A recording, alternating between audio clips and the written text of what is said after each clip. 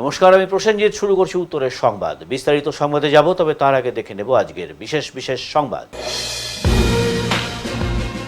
আগামীকাল পশ্চিমবঙ্গের 293টি বিধানসভা কেন্দ্রের সাথে জলপাইগুড়ির 7টি বিধানসভা আসনের নির্বাচনী ফলাফল ঘোষণা।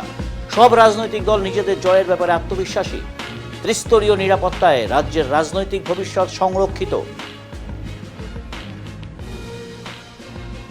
সদ্য সমাপ্ত বিধানসভা নির্বাচনে ব্যবহৃত পুলিশের গাড়ি ব্যবহার করে ছাগল চুরির ঘটনা শিলিগুড়িতে। চুরির কাজে ব্যবহৃত প্রশাসনিক গাড়ি, চাঞ্চল্য ছড়িয়েছে বিভিন্ন মহলে।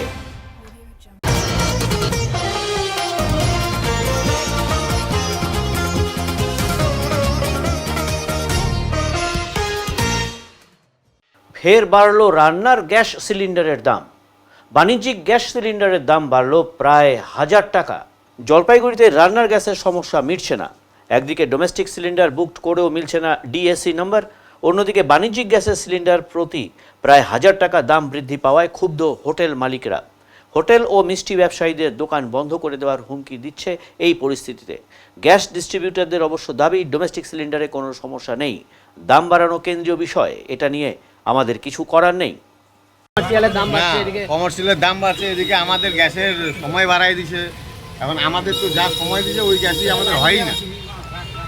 যেখানে একটা গ্যাস দিয়ে চলতো এখন তো চলেই না। লাইন তো কমছেই না, লাইন তো কমে না, লাইন তো আসেই। দীর্ঘ গ্যাস বুক করছি এখন আসেনি। সমস্যা না, সমস্যা এখন গ্যাসের সমস্যা নেই, আমাদেরও সমস্যা হয়ে গেছে। আগের মাসে বাড়ির গ্যাস বুক করা যাবে না। উনুন জ্বালাবে, হ্যাঁ বাড়ির মেশিনেরও তার উনুন জ্বালাবে না, বেশ হয়ে গেছে গ্যাসের। গ্যাস ছাড়া তো আমাদের চলবেই না। এখন কি লাইনে দাঁড়িয়ে আছে অনেকক্ষণ থেকে লাইন। বৃষ্টিতে ভিজে ভিজে দাঁড়াই আছি, 1 ঘন্টা হয়ে গেল। এদিকে কমার্শিয়ালের দাম বাড়ছে, কমার্শিয়ালে 1000 টাকা বলে বাড়াই দিছে, 3200 কত টাকা করে দিছে। চরম সমস্যা, সমস্যার উপরে সমস্যা এখন আমাদের। কি বলবেন এই কমার্শিয়াল গ্যাসের একটা দোকানদাররা তো হতাশ, এত টাকা বেশি দাম বেড়েছে, এরকম নাকি কোনোদিন বাড়েনি, প্রায় 1000 টাকা দাম বেড়েছে, সেখানে ওরা তো দোকান, কি বলবেন কেন, কি বিষয়? দাম পরিবর্তন তো আমাদের হাতে থাকে না। গতকাল মাস 1 মে থেকে গ্যাসের দাম 19 কেজির দাম 994 টাকা করে বেড়েছে, এতখানি বলতে পারবো আমি। আর এমনি মানুষজন সময় বাড়িয়ে দেওয়ার জন্য অনেক মানুষ গ্যাসের একটু ক্রাইসিস বলছে। না, সেরকম ক্রাইসিস কোনো গ্যাসের সাপ্লাই নিয়ে কোনো ইস্যু নেই। গ্যাস মানুষে পাচ্ছে, আসলে পাচ্ছে সবাই। মানে টাইমটা বাড়িয়ে দেওয়াতে ওরা বলছে টাইম আজকের থেকে না, এটা 3 মাস আগে টাইম বাড়ানো হয়েছে, চলছে। কাস্টমারের মধ্যে কোনো প্যানিক নেই এখন, আগের মতো প্যানিকটা নেই এখন। আর পাচ্ছে লোকে, গ্যাস আসলে আমাদের কাছে গ্যাস পাচ্ছে। আপনার নাম আর পরিচয়? আমার নাম সুরজিৎ দত্ত, আমি distributor Teesta gas service. Thank you. আগামীকাল বিধানসভা নির্বাচনের ভোট গণনা। জলপাইগুড়ি জেলার 7টি বিধানসভা কেন্দ্রের ভোট গণনা শুরু হবে জলপাইগুড়িতে অবস্থিত উত্তরবঙ্গ বিশ্ববিদ্যালয়ের 2য় ক্যাম্পাস এবং মালবাজারে অবস্থিত পরিমল মিত্র স্মৃতি মহাবিদ্যালয়ে।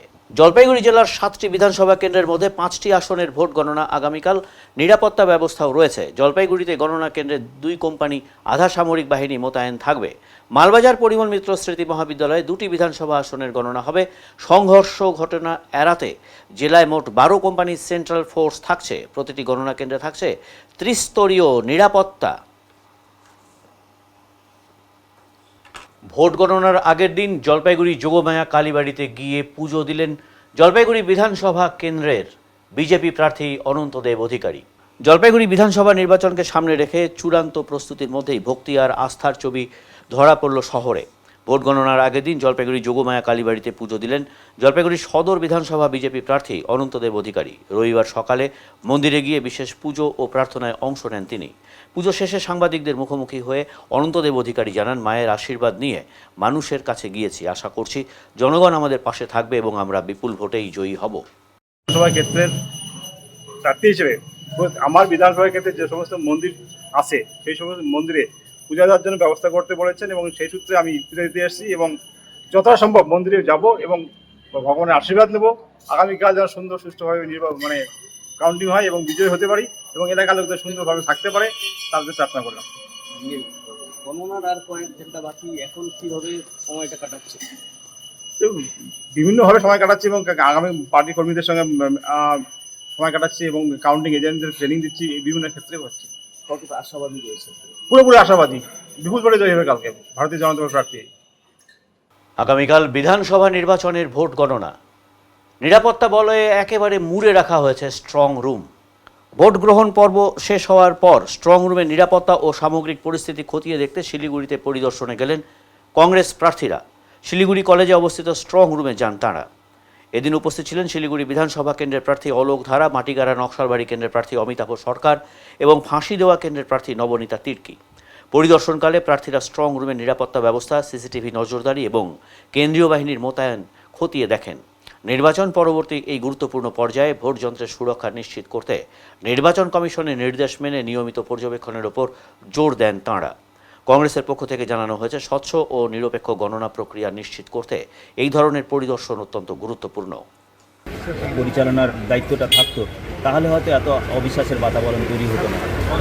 আমরা আসলাম ঠিকই, বিশ্বাস তো আমাদের আছে এবং রাখতেই হবে। ডেমোক্রেসিতে যদি নির্বাচন কমিশনের ওপর যদি বিশ্বাস না থাকে তাহলে আমরা কার উপর বিশ্বাস রাখবো? কিন্তু তারপরেও যখন এত অবিশ্বাসের বাতাবরণ তৈরি হচ্ছে তখন তো একটা কোথাও না কোথাও একটা খামতি হচ্ছে, যার কারণে আমরা আসলাম, দেখলাম মানে সঠিকভাবেই আছে, ঠিকঠাকই আছে। যেটা আমাদের রন্টুবাবু বললেন যে সেই রকম অর্থে যদি রাখতে হতো তাহলে এই যে কালো কাঁচওয়ালা যে গাড়িগুলো আসছে সেই গাড়িগুলো কিন্তু প্রপারলি চেক হচ্ছে না। আমি বলছি না যে কিছু হচ্ছে, কিন্তু চেকিং যদি করতেই হয় তাহলে প্রপারলি গাড়ির মধ্যে কি আছে না আছে সেটা চেক করেই ঢুকানো উচিত ছিল। তো সেটাও আমরা বলেছি। তো আলটিমেটলি আমাদের বিশ্বাস, ডেমোক্রেসির ওপর বিশ্বাস আছে, এটা সব কিছু ঠিকঠাকই হবে। দিদি থেকে একটু নিন। দিদি কি বলবেন? সমস্তটা তো খতিয়ে দেখলেন, সকাল সকাল এখানে আসা হলো, কি বলবেন?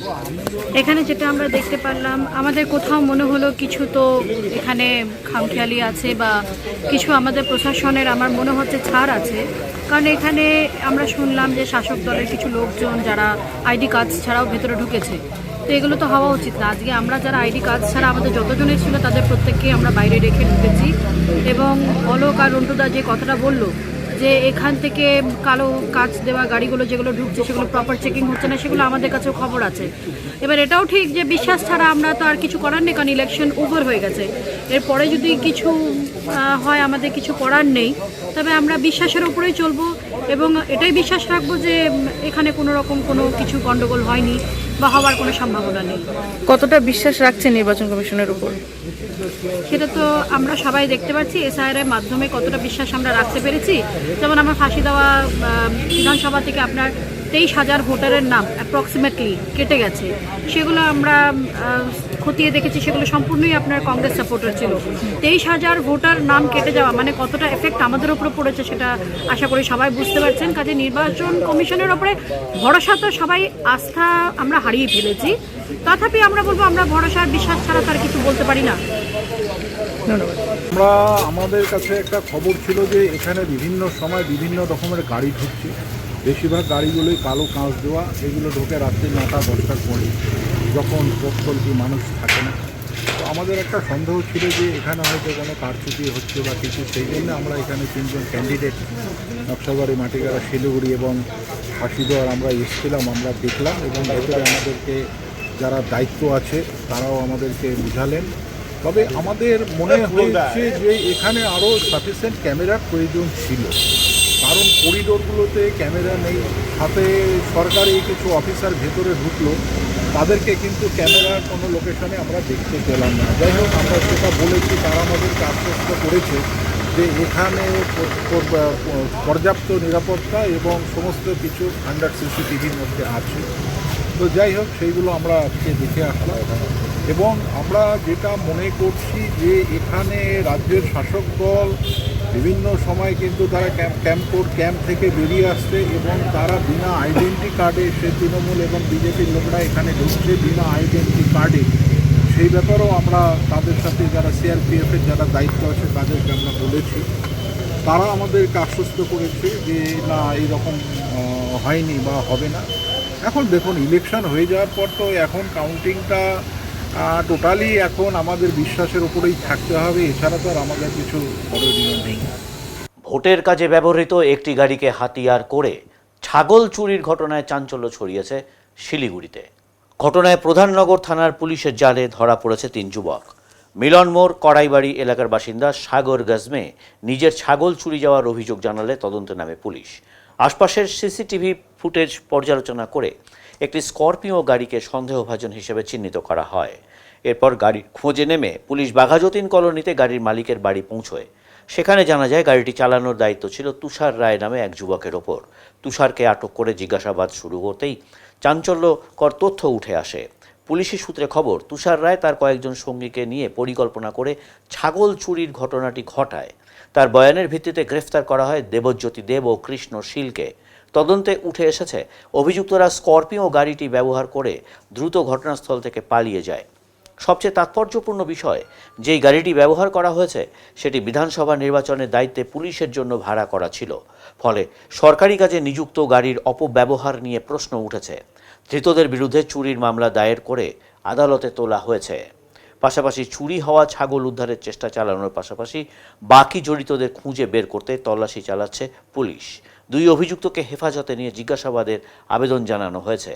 প্রাথমিক তদন্তে অনুমান, নেশার খরচ জোগাড় করতেই এই চুরির ছক কষা হয়েছিল। ধৃতদের মধ্যে আগেও অপরাধে জড়িত থাকার তথ্য মিলেছে। পুরো ঘটনার তদন্তে এখনও তৎপর প্রধাননগর থানার পুলিশ। কোনো জাঁকজমকপূর্ণ অনুষ্ঠান নয়, জন্মদিনে চলল জ্ঞান বিতরণ। নিজের জন্মদিনে চা বাগানের শিশুদের হাতে ডিকশনারি তুলে দিলেন উত্তরবঙ্গের অন্যতম সাংবাদিক সৌরভ রায়। জন্মদিন মানেই কেক, পার্টি আর আড়ম্বর, এই চেনা ছবিটাকেই ভেঙে এক অন্য দৃষ্টান্ত স্থাপন করলেন উত্তরবঙ্গের পরিচিত সাংবাদিক সৌরভ রায়। 2রা মে নিজের 32তম জন্মদিনে কোনো ব্যক্তিগত উদযাপন না করে তিনি দিনটি উৎসর্গ করলেন সমাজের প্রান্তিক শিশুদের জন্য।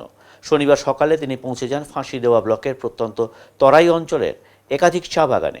ভোজনারায়ণ, গয়াগঙ্গা, কমলা, মতিধর এবং খারোভাঙা এই 5টি বাগানে দুস্থ অথচ মেধাবী পড়ুয়াদের হাতে তিনি তুলে দিলেন প্রায় 25টি অক্সফোর্ডের ডিকশনারি।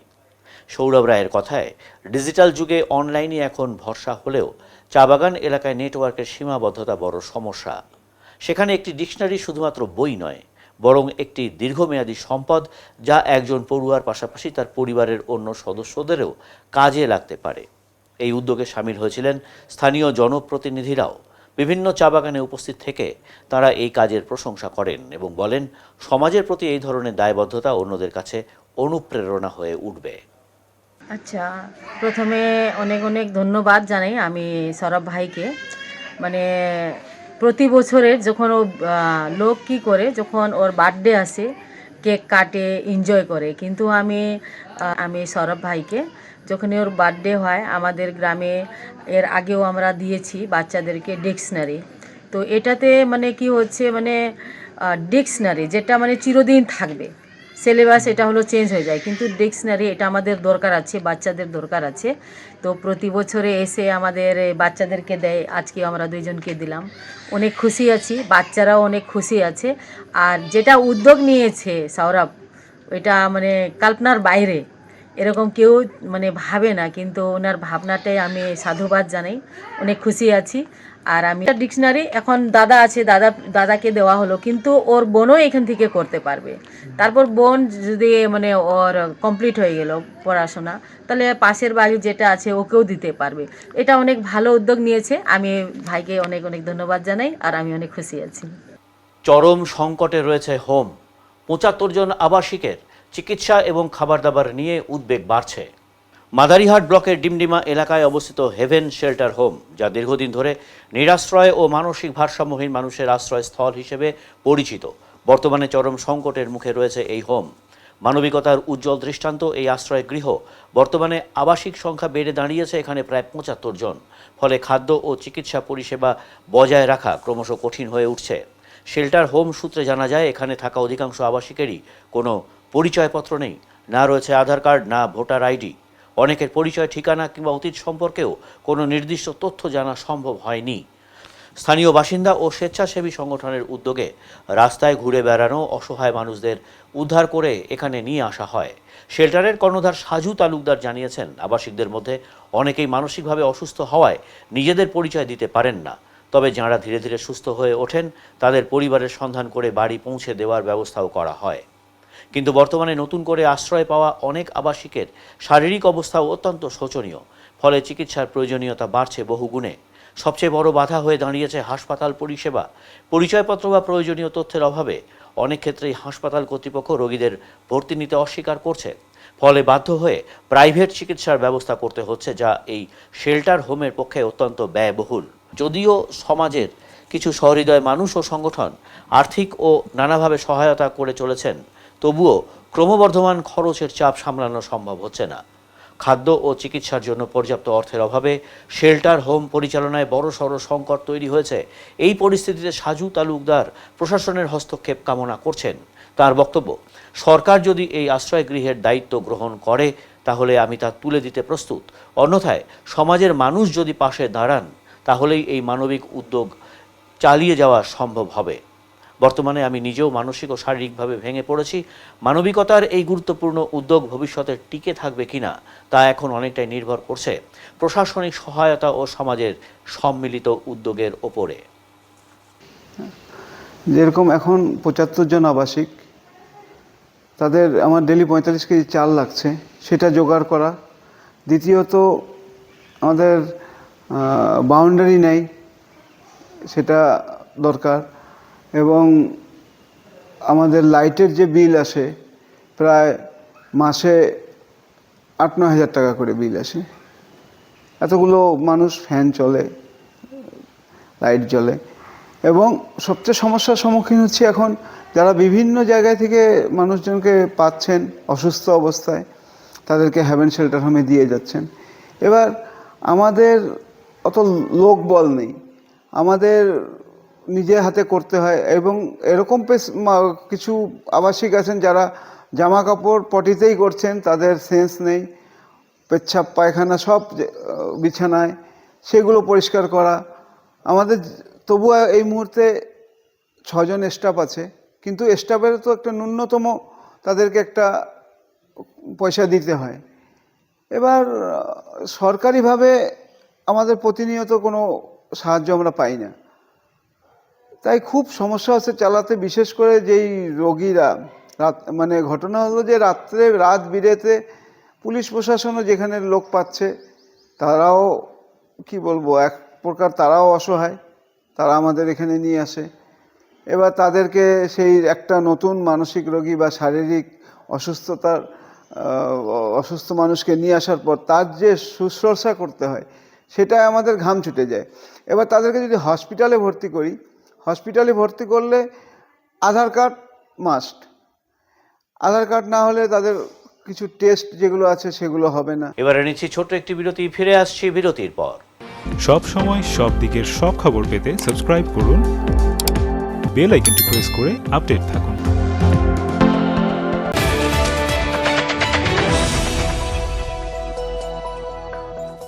উত্তরবঙ্গের ম্যানেজমেন্ট শিক্ষার নতুন দিশা EIILM কলকাতা জলপাইগুড়ি ক্যাম্পাস।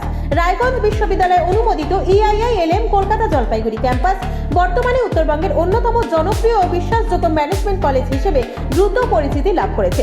গত দীর্ঘ 8 বছর ধরে এই প্রতিষ্ঠান সফলভাবে ছাত্রছাত্রীদের বিভিন্ন ম্যানেজমেন্ট স্নাতক ও স্নাতকোত্তর ডিগ্রি এবং স্কিল ডেভেলপমেন্টের মাধ্যমে কর্পোরেট জগতে সুপ্রতিষ্ঠিত করে তুলতে নিরলসভাবে কাজ করে চলেছে।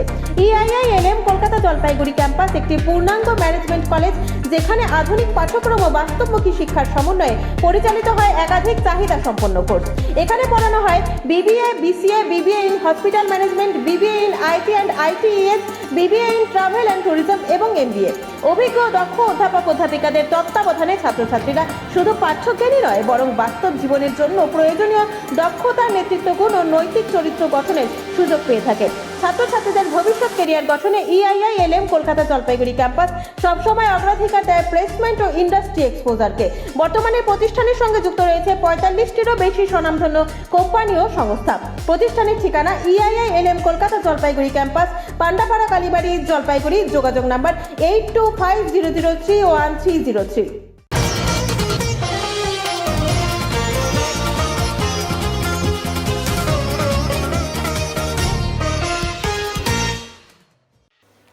রাত পোহালেই স্পষ্ট হবে রাজ্যের রাজনৈতিক ভবিষ্যৎ। আর তার আগে জলপাইগুড়িতে শাসক দল তৃণমূল কংগ্রেস এবং বিরোধী দল বিজেপির সকলেই নিজেদের জয়ের ব্যাপারে শতভাগ আত্মবিশ্বাসী।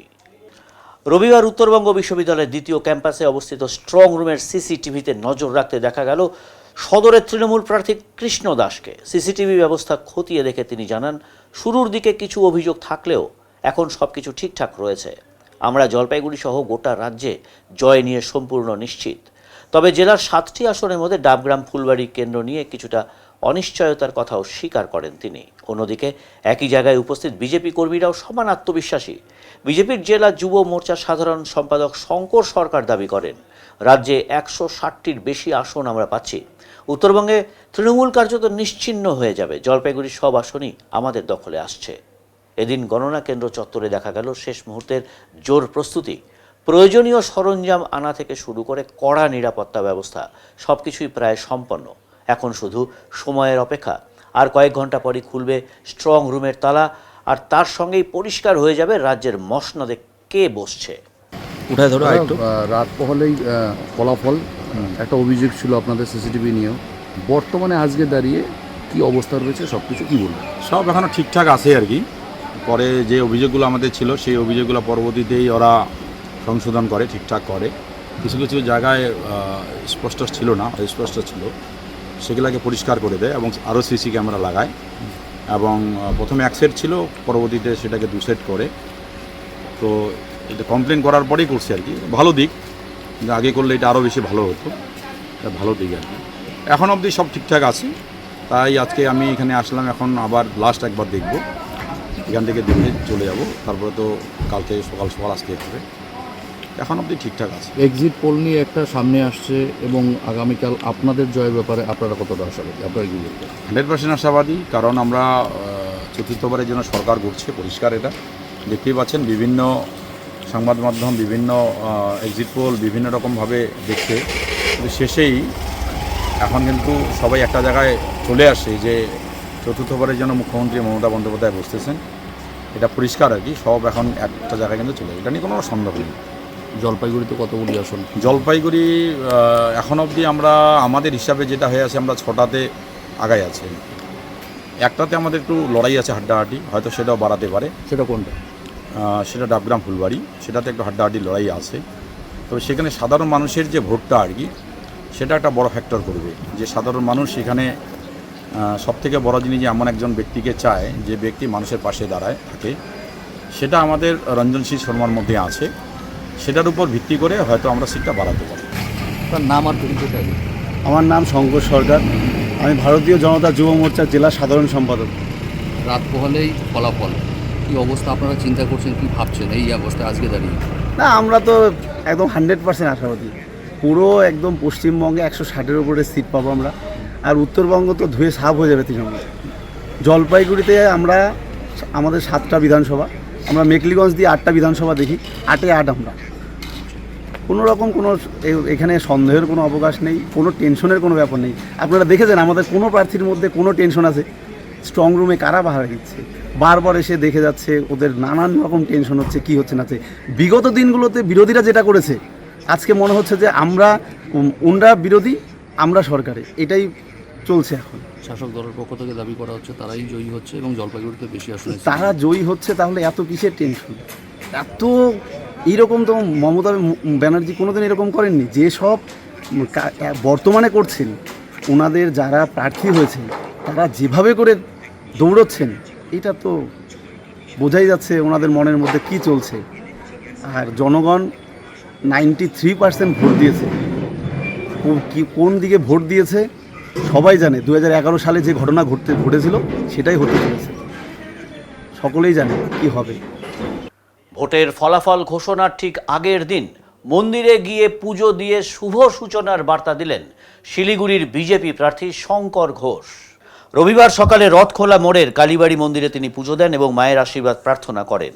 পুজো শেষে সাংবাদিকদের মুখোমুখি হয়ে শঙ্কর ঘোষ জানান, আজ রাজ্য জুড়ে বিজেপির প্রার্থীরা মন্দিরে গিয়ে পুজো দিচ্ছেন। তার কথায় পশ্চিমবঙ্গের মানুষের কল্যাণ এবং আগামীকাল ভোট গণনার মাধ্যমে একটি নতুন পশ্চিমবঙ্গের সূর্যোদয় হোক, এই প্রার্থনাতেই মায়ের দ্বারস্থ হয়েছে।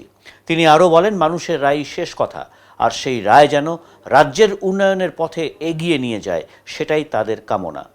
এদিন তার সঙ্গে উপস্থিত ছিলেন দলের অন্যান্য কর্মী ও সমর্থকেরাও।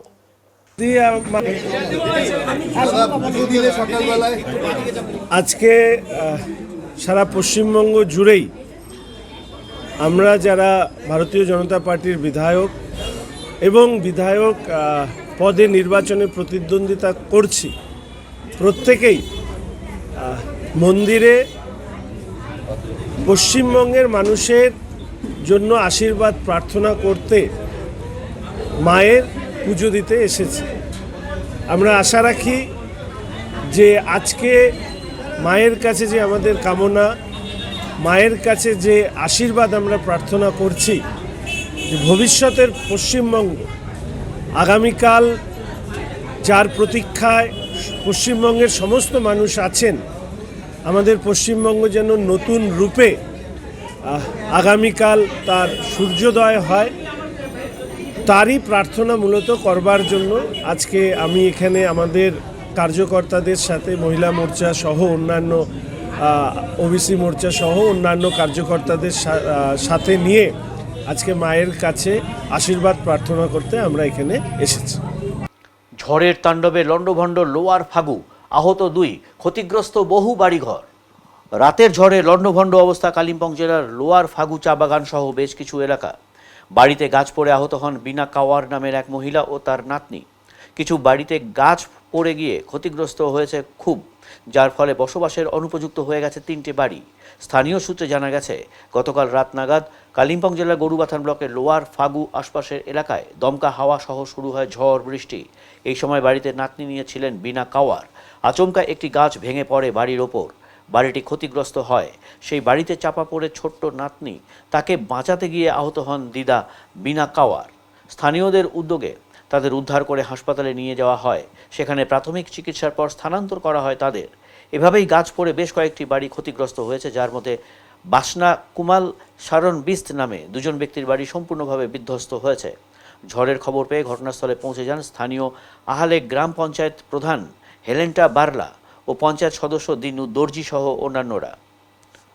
পঞ্চায়েত থেকে প্রাথমিকভাবে সাহায্য করা হয়েছে। পঞ্চায়েত প্রধান হেলেন্টা বার্লা বলেন, সমস্ত এলাকা ঘুরে দেখেছি, বেশ কয়েকটি বাড়ি ক্ষতিগ্রস্ত হয়েছে, যার মধ্যে 3টি বাড়ি একেবারেই বিধ্বস্ত হয়েছে, বসবাসের উপযুক্ত নেই। আমরা সমস্ত ঘটনা প্রশাসনের ঊর্ধ্ব স্তরে জানিয়েছি। প্রচুর গাছপালা ভেঙে পড়ে এই এলাকায়। ये कल शाम ऐसे ही 5:30 बजे करीब ये घटना हुआ है। बहुत ज़ोर से हवा और बारिश इधर पे हुआ था। तो उसी समय में ये घर में 5 आदमी रहता है। आप देख सकते हैं घर कैसा है, 5 आदमी रहता है ये घर में। तो उस टाइम में पेड़ जब गिरा था, उस टाइम में खाली घर में 2 परिवार खाली था। एक उसका नातिन और उसका वो जो गोजू बोलते हैं हम लोग, हाँ, तो वो थे। तो दोनों को इंजर्ड हुआ है। अभी कल रात तो हम लोगों ने गाड़ी ला के जो हम लोग का नज़दीक में जो हेल्थ सेंटर है उसमें ले जाके हम लोगों ने ट्रीटमेंट कराया। उसका बाद में वहाँ से हम लोग को जो ये जो आपका क्या बोलते हैं CT स्कैन और एक्सरे के लिए जो दिए थे, यहाँ पे वो फैसिलिटी नहीं है CT स्कैन का। तो अभी वीडियो ऑफिस से एक गाड़ी आया है, तो जो इंजर्ड लगा हुआ है वो लोग को लेके अभी मालवाजा जा रहा है। तो हम लोग का सबसे मेन बात ये है कि कल शाम को ये 5:30 बजे का घटना हुआ है। अभी तक प्रशासन से हम लोग को जो डिजास्टर मैनेजमेंट का जो आना चाहिए, जो लोकल यहाँ का जो हम लोग का एडमिनिस्ट्रेशन है, जी ग्राम में जो है अभी डिजास्टर मैनेजमेंट का, वो लोग हम लोग को बहुत हेल्प किया। बीमार जो है इंजर्ड पर्सन को हॉस्पिटल ले जाने में, अभी भी मालवाजा ले जाने में वो लोग जो कर सकते हैं उन लोग की तरफ से किया। लेकिन अभी इतना बड़ा पेड़ है, इसको काटना पड़ेगा, इसको हटाना पड़ेगा यहाँ से। तो इस सब चीज़ के लिए अभी जो हम लोग हम जो एक्सपेक्ट रखते हैं जो BDO ऑफिस से, जो डिजास्टर मैनेजमेंट से, वो अभी तक हम लोग को नहीं मिला है। तो हम लोग अभी भी जो हम लोग का प्रधान आया था, हम लोग ये बात बोल रहे हैं कि जल्दी से जल्दी जितना जल्दी हो सके अगर ये सबको हटाएंगे तो रहने लायक का एक तो बनाना स्ट्रक्चर तो बनाना पड़ेगा ना। यहाँ के लोग अभी कहाँ रह रहे हैं? यहाँ का लोग अभी ये जो बगल में घर है, ये हाँ, एक सर का घर है, उन्होंने अभी रहने के लिए दिया हुआ है। तो अभी वहीं पे ठहरे। तो आप क्या मांग रख रहे हैं इसके लिए? हमारा अब मांग तो क्या बोलेंगे, अब जो घटना हुआ है, जो आपदा आया हुआ है, इसको अब साफ करके इसमें जो 5 आदमी का एक परिवार है, गरीब परिवार है, बगान का सबका हालत वही है। हम लोग का फागो बगान में ऐसा ही ये फिर से घर बना दे। घर तो प्रशासन से ऑब्वियसली हम लोग ये रखते हैं, मांग रखते हैं कि ये घर भी बना दीजिए। सबसे फर्स्ट जो अभी इमरजेंसी में होना चाहिए था, ये सब हटा के अभी इसमें रहने लायक का जो तिरपाल जो भी अभी BDO ऑफिस से मिला हुआ है, एंड वो जो हम लोग का डिजास्टर मैनेजमेंट ये ग्रुप से जो ला के दिया हुआ है, तो वो तिरपाल लगा के रहने लायक का एक घर, तो कितना दिन वो दूसरा घर में कितना दिन रखेगा, और रखने वाला भी कितना दिन तक रहेगा। सिर्फ यही जगह में हुआ है या और बहुत सारी जगह? यहाँ पे अभी और 3 घर है, और 3-4 जगह पे भी क्षति। आपका नाम? मेरा नाम विशाल सिंह। ये कौन सा जगह है? ये लोअर फागोटी गार्डन। लोअर फागोटी गार्डन कौन से ब्लॉक में आता है और कौन से जिले में आता है? ये गोरुबथान ब्लॉक कालिम्पोंग डिस्ट्रिक्ट में आता है। आपके घर में जब ये घटना घटा कौन कौन घर में था? ये थी और ये तिम्रो घरमा घटना घट्दा को थियो भन्ने चाहिँ भन न नेपालीबाट भन हाँ भन्नु नि नेपालीबाट भन्नु नि भन न भन को थिए घरमा? भन न आमा छोरा तपाईँलाई चोट लागेन? तपाईँ लागेन? कतिजना थिए त्यो टाइममा घरमा? 4 जना थिए। तपाईँको नाम? जतङ? जतङ के? जतङ রাই।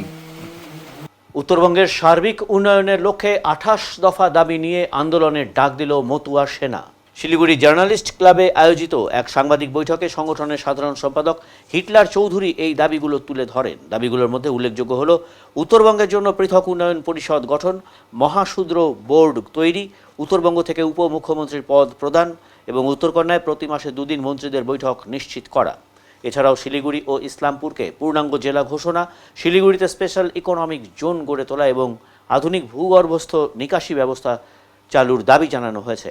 অন্যান্য দাবিগুলোর মধ্যে রয়েছে মালদায় ম্যাঙ্গো প্রসেসিং ইউনিট স্থাপন, দক্ষিণ দিনাজপুরে মৎস্য হাব গড়ে তোলা এবং বিভিন্ন গুরুত্বপূর্ণ দপ্তরে স্থানীয় প্রতিনিধিদের দায়িত্ব প্রদান।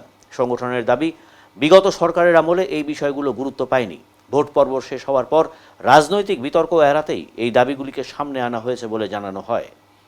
হিটলার চৌধুরী বলেন, যে সরকারি ক্ষমতায় আসুক তাদের কাছেই আমরা এই দাবিগুলো জানাবো। দাবি না মানা হলে গণতান্ত্রিক পদ্ধতিতে বৃহত্তর আন্দোলনে নামব এবং প্রয়োজনে দীর্ঘমেয়াদী অনশনেও বসব। এবং আমরা আশাবাদী যে সরকারই আসুক আমাদের দাবিগুলো পূরণ করা হবে। যদি মেনে নেওয়া না হয় আগামী পদক্ষেপ আপনাদের দাবি যদি মেনে নেওয়া হয় তাহলে আমরা সর্বোচ্চ শক্তি দিয়ে আন্দোলনে বসবো। আন্দোলন করার পরে আমরা দীর্ঘস্থায়ীভাবে অনশনে বসবো। গণতান্ত্রিক পদ্ধতি নতুন কমিটিটা কবে গঠিত হয়েছে? আমাদের তো প্রত্যেক বছর কমিটি চেঞ্জ হয়, এবছরই নতুন কমিটিটা গঠন হয়েছে। আমার নাম হিটলার চৌধুরী, আমার সঙ্গে আছেন মহেশ্বর বর্মন, ভাগীরথ দাস, মাম্পি সরকার, কার্তিক ভক্ত, আমি সাধারণ সম্পাদক। এবারে নিচ্ছি ছোট্ট একটি বিরতি, ফিরে আসছি বিরতির পর। সব সময় সব দিকের সব খবর পেতে সাবস্ক্রাইব করুন, বেল আইকনটি প্রেস করে আপডেট থাকুন।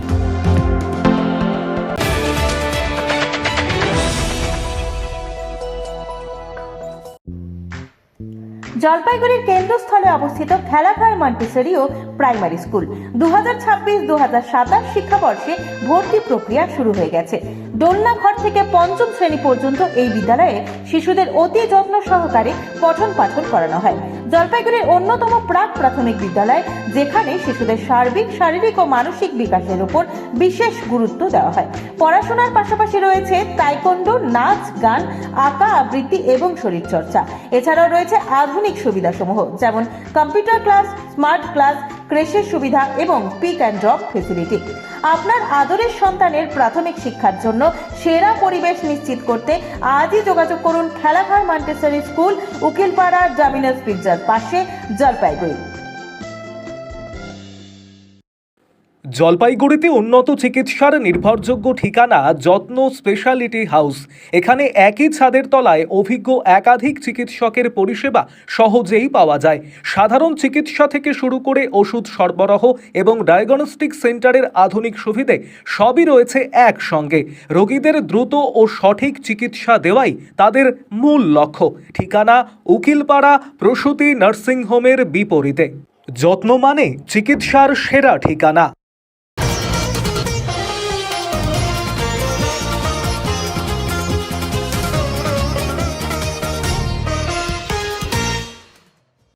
মালবাজার এবং নাগরাকাটায় ভোটের ফল ঘোষণার আগেই চরম উত্তেজনা।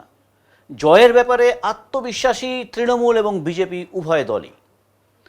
ভোট গণনা কেন্দ্র পরিদর্শন করলেন বিভিন্ন প্রার্থীরা। আগামীকাল মাল ও নাগরাকাটা বিধানসভা কেন্দ্রের ভোটের ফলাফল ঘোষণা করা হবে মাল পরিমল মিত্র স্মৃতি মহাবিদ্যালয়ে। ফল ঘোষণার প্রাক্কালে রবিবারই গণনা কেন্দ্র ঘুরে দেখলেন 2 কেন্দ্রের তৃণমূল প্রার্থী, মালের বুলুচিক বড়াইক এবং নাগরাকাটার সঞ্জয় কুজুর। পরিদর্শনের পর 2 প্রার্থী জয়ের ব্যাপারে যথেষ্ট আত্মবিশ্বাসী সুরে কথা বলেন। তারা বলেন বড় ব্যবধানে জয়ী হবেন, পাশাপাশি রাজ্যেও পুনরায় তৃণমূল সরকার গঠন করবে বলে দাবি করেন তাঁরা। ইভিএম নিরাপত্তা প্রসঙ্গে তারা জানান, প্রথম দিন থেকেই গণনা কেন্দ্রের বাইরে নজরদারি চালানো হচ্ছে যাতে কোনো ধরনের কারচুপি না হয়। এই বিষয়ে তাঁরা কাউকে সম্পূর্ণ ভরসা করছেন না বলেই স্পষ্ট মন্তব্য করেন। অন্যদিকে একই দিনে গণনা কেন্দ্র পরিদর্শন করেন নাগরাকাটার বিজেপি প্রার্থী পুনা ভেংড়া এবং মালের বিজেপি প্রার্থী শুক্রা মুন্ডা। তাঁরাও সমানভাবে জয়ের ব্যাপারে আত্মবিশ্বাস প্রকাশ করে বলেন, মাল ও নাগরাকাটা দুই কেন্দ্রেই বিজেপির জয় নিশ্চিত। পাশাপাশি রাজ্যে বিজেপি সরকার গঠনের আশাবাদও ব্যক্ত করেন তাঁরা। ফল ঘোষণার আগে দুই প্রধান রাজনৈতিক দলের এই পাল্টা দাবি ঘিরে মাল ও নাগরাকাটা এলাকায় রাজনৈতিক উত্তেজনার পারদ ক্রমশ চড়ছে। এখন সব নজর আগামীকালের ফলাফলের দিকে। জন্য এখানে জমায়েত হবে নিশ্চয়ই, সেটা আপনারা নিশ্চয়ই দেখতে পাবেন। যে এরকম ব্রিগেড এখানে লাগানো হচ্ছে, তার বাইরে যাতে মানুষ থাকার জন্য আমরা একটা জায়গা দেখছি যে এখানে মানুষ ভোটের রেজাল্ট দেখতে শুনতে পারবে, সেই জায়গা আমরা দেখতে আসছি। এখানে আত্মবিশ্বাসী আগামীকাল 102% বলে দিয়েছি। কালকে মিলাই দেখবেন এই টাইমে আপনারা, আমি যেটা এখন বলছি সেটা এই টাইমে আপনি জিজ্ঞাসা করবেন, দেখবেন 102% মাল বিধানসভা বুলু চিকবড়াই জিতে আসবে মাননীয় মুখ্যমন্ত্রী মমতা বন্দ্যোপাধ্যায়ের আশীর্বাদে। এক্সিট পোলে দেখাচ্ছে যে বিজেপি, কি বলবেন? এই দেখেন এক্সিট পোল তো আমরাই তো এক্সিট পোল আমরাই তো 365 মানুষের পাশে থাকি। আমরা জানি যে কত পার্সেন্টেজ সাপোর্টার আমাদের আছে এইখানে। আমি 7 বার এই ভোটে দাঁড়িয়েছি, এখানে 3 বার বিধায়ক আমি দাঁড়িয়েছি, এবার নিয়ে 4 বার। তো আমার থেকে বেশি তো এক্সিট পোল বলতে পারবে না। সেটা আপনারা দেখবেন কালকে যখন মিলাবেন, তখন দেখবেন যে এক্সিট পোল যেটা বলছে সেটা মিলছে না, না ক্যান্ডিডেট বলছে সেটা মিলছে। সেটা আপনারা মিলে দেখবেন। আপনার পাহারা কেন দিচ্ছে? পাহারা নিশ্চয়ই দিতে হবে, কেন আমরা এত পরিশ্রম করছি এখানে। সুতরাং যাতে সঠিকভাবে সব কিছু হয় তার জন্য আমরা নজরদারি রাখছি এখানে। সেটা সব দলের লোকেরা এখানে। হ্যাঁ, আগামীকালের কি পরিকল্পনা রয়েছে? আগামীকালের পরিকল্পনা তো একটাই আছে, কালকে আমাদের এখানে ভোট গুনতি হবে। তার জন্য আমরা এখন থেকে প্রস্তুতি নিচ্ছি, যাতে আমাদের যে কাউন্টিং এজেন্ট যাতে এখানে এসে যাতে কালকে থাকতে পারে। অনেক দর্শক আসবে যারা ভোট দিয়েছে, যারা আমাদের সমর্থকরা আসে তারাও এখানে আসবে। তো সুতরাং তাদের একটা ব্রিগেড বানিয়ে দিয়েছে, তার ভিতরে তো আসতে পারবে না, যাতে তারাও ইলেকশন করেছে তারাও তো জানা ইচ্ছুক আছে। তার জন্য আমরা এখানে একটা যাতে ওইখানে বসে তারা রেজাল্ট শুনতে পারবো। তো সেই রেজাল্ট আছে। আমাদের ভারতীয় জনতা পার্টির কার্যকর্তারা, আমাদের লিডাররা, ডিস্ট্রিক্ট কমিটি থেকে স্টেট কমিটি এবং কেন্দ্র কমিটি পর্যন্ত যথেষ্ট প্রয়াস করেছেন। ভালোভাবে সুস্থভাবে ভোট হয়েছে। ভারতীয় জনতা পার্টির জিত মাল বিধানসভায় নিশ্চিত আছে। রাজ্য জুড়ে কি হবে? হ্যাঁ, রাজ্য জুড়ে আমরা সরকার করব। কিছুক্ষণ আগে চিফ বাড়াই এবং সঞ্জয় কুজুরও ঘুরে গেছেন, তাদেরও বক্তব্য তারা হচ্ছে বড় ব্যবধানে জিতছে, কি বলবেন? হ্যাঁ, ওরা উল্টো বলেছে, বড় ব্যবধানে ওরা হারছে। হ্যাঁ, এক্সিট পোলে দেখা যাচ্ছে যে বিজেপিকে এগিয়ে রাখছে, কি বলবেন? এটা স্বাভাবিক। অনেক এক্সিট পোল হয়েছে, এই এক্সিট পোলটা আলাদা, ইলেকশনও আলাদাভাবে হয়েছে। আমরা স্বাধীনতা পরে এই বছর 2026-এর ভোটটা আমরা দেখলাম যে সুস্থভাবে কেন্দ্র বাহিনী দিয়ে বা ইলেকশন কমিশন যেভাবে মানে সাজিয়ে ভোটটা করেছে, কোথাও একটু মার্ডার হলো না।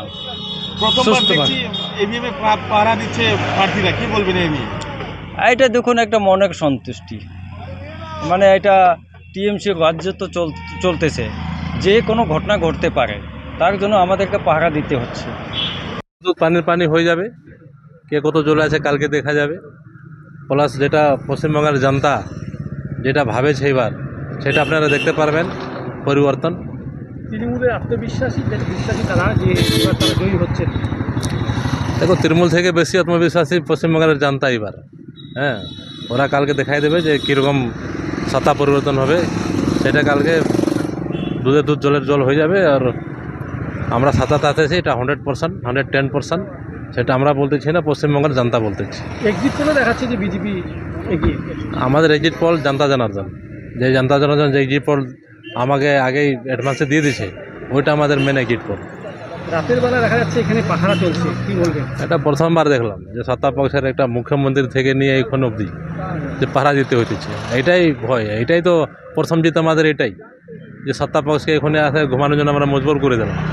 তারপরে এটা জনতা যেটা কাজ করে দিচ্ছে সেটা করে দিচ্ছে, সেটা পরে বাড়িতে পারমানেন্ট ঘুমানোর জন্য জনতা কালকে কাজ করে দেবে। ভয় ধরালো কে? ভয় ওদের নিজের মধ্যে। দেখো, যারা চুরি করে ওদের ভয় থাকে, যারা চুরি করে না কোনোদিন ভয় করবে না। এমনি কি কালকে কি প্রিপারেশন রয়েছে আমরা 100% অস্পষ্ট আছি জিতার দিকে। নাগরাকাটা আগে থেকে বেশি বহুমতে ভোটে জিতবো, বাকি পুরো পশ্চিমবঙ্গে আমরা বহুমত আসতেছি। আপনি বললেন মনে কি হবে, আমরা জিতছি, নাগরাটা মালবাদা আমরা জিতছি। কিভাবে একজন করলেন? দেখুন, এতদিন ধরে পলিটিক্সে আছি তো কিছু তো অবজারভেশন আছেই। আর যেভাবে আমাদের সরকার মামাটি মানুষ মমতা ব্যানার্জি যেভাবে কাজ করেছে, লোকের পাশে দাঁড়িয়েছে, যতগুলো প্রকল্প লোকরা পেয়েছে, মমতা ব্যানার্জিকে ভোট দেবে। আপনি বিধানসভায় গত বছর 23,000-এর বেশি ভোটে বিজেপি জিতছিল, সেক্ষেত্রে কীভাবে জিতে রাখা হবে? শুন, 21-এ 23,000 ভোটে জিতেছিল বিজেপি, কিন্তু 24-এ আমরা লোকসভাতে কিন্তু লিড করেছি লাঙ্গড়া বিধানসভা। এক্সিট পোলে দেখাচ্ছে যে বিজেপি আগে আছে সব জায়গা মিলে। এক্সিট পোল তো সব মিথ্যাবাদী এক্সিট পোল, ওরা টাকা দিয়ে করিয়েছে। আপনি রিয়েল একটি এক্সিট পোলকে দেখুন। আমরা মমতা ব্যানার্জি আবার সরকার বানাচ্ছে, নাগড়া মালবাদা আমরা জিতছি। যেই জিতুকি বা কিছু হওয়ার সম্ভাবনা আছে? আমরা কোনোদিনও চাই না, করিও না। অশান্তি তো বিজেপি করছে, সেন্ট্রাল ফোর্স দিয়ে করছে, মানুষ দিয়ে করছে, এসএসবি দিয়ে করছে, ওরাও করছে, আমরা কোথায় করেছি? আগামী যখন গণনা হবে অনেক কড়াকড়ি রয়েছে, এতে কি কোনো সমস্যা হবে? তো এটা নিয়ে তো বোঝা যাচ্ছে। এরকম ইলেকশন কোনোদিন হয়েছিল বলুন তো? ফোর্স দিয়ে মানুষ বাইরে থেকে লোক নিয়ে আসে, এরকম কোনোদিন ইলেকশন হয়েছিল? আপনারাও ইলেকশন করেছেন, আমরাও দেখেছি ইলেকশন। ছোটোবেলা কোনো কিছু হতো না এরকম। আর এরকম দেখুন 23 তারিখ থেকে আমরা চকিদারি করতেছি ইভিএম মেশিনকে। কোনোদিন দেখেছিলেন এরকম? স্ক্রিনের সামনে শুয়ে আছি রাত্রে একটা ক্যান্ডিডেট, যে কালকে কিছু না হয়ে যায়, রাত্রে কিছু না হয়ে যায়, গাড়ি গেলে ভয় লাগছে, এরকম কোনোদিন ছিল? কোনোদিন ছিল না। এগুলো কে করছে? সব বিজেপি সরকার করছে। অবশ্যই গার্ড হবে, গার্ড তো কালকে সকাল অবধি হবে। এবারে আবহাওয়ার খবর।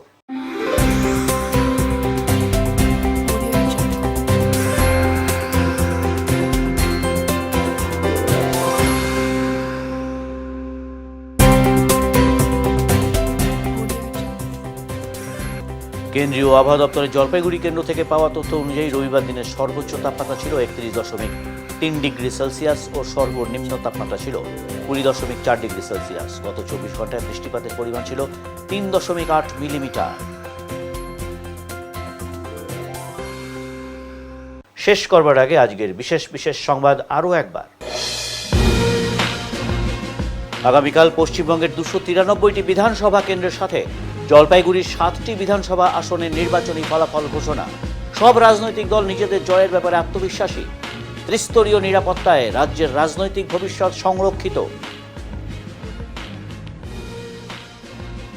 সদ্য সমাপ্ত বিধানসভা নির্বাচনে ব্যবহৃত পুলিশের গাড়ি ব্যবহার করে ছাগল চুরির ঘটনা শিলিগুড়িতে। চুরির কাজে ব্যবহৃত প্রশাসনিক গাড়ি, চাঞ্চল্য ছড়িয়েছে বিভিন্ন মহলে। উত্তরের মন পরিবেশিত উত্তরের সংবাদ এখনকার মতন এই পর্যন্তই। নমস্কার।